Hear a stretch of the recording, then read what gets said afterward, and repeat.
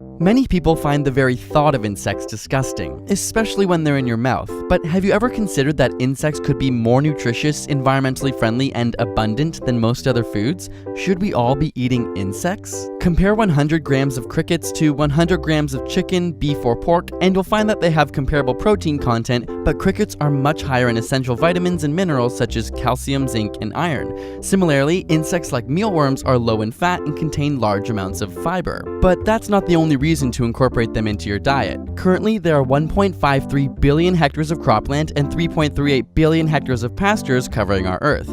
Essentially, 38% of the land you see on a map is used for agriculture and farming. But where it takes 200 square meters of land to grow 1 pound of beef, it only takes 15 square meters to grow 1 pound of crickets. Furthermore, by 2025, it's expected that 1.8 billion people will live in areas with little to no fresh water. And yet, 70% of our fresh water sources are used in agriculture alone. To produce 1 kilogram of beef, it takes 22,000 liters of water, whereas 1 kilogram of pork takes 3,500 liters and 1 kilogram of chicken takes 2,300 liters. But to make 1 kilogram of crickets, it only requires 1 liter of water.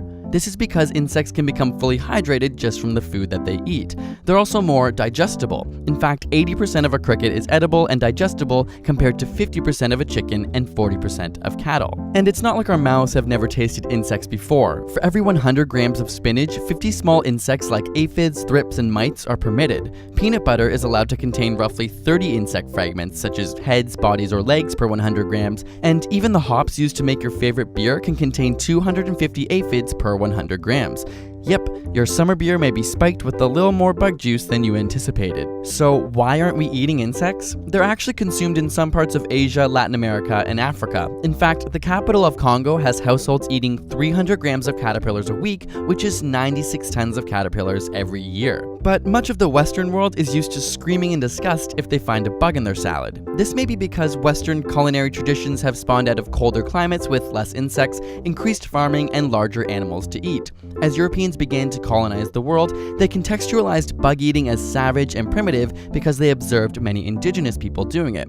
Little did they know, bugs are actually extremely nutritious. But while the idea of eating insects may literally be hard to swallow, as recipes are created, insect processing food technology evolves, and our mindsets adapt, maybe insects will become the superfood of the future. Look out, Greek yogurt and kale, there's some new kids in town. We actually challenged ourselves to chomp down on some bugs, try out a few recipes, and eat things like cookies and snack bars using insect flour in our latest ASAP Thought video. We also discussed the role and potential for insects in helping to solve world hunger. Make sure to click the screen or the link in the description below to check it out. And subscribe for more weekly science videos.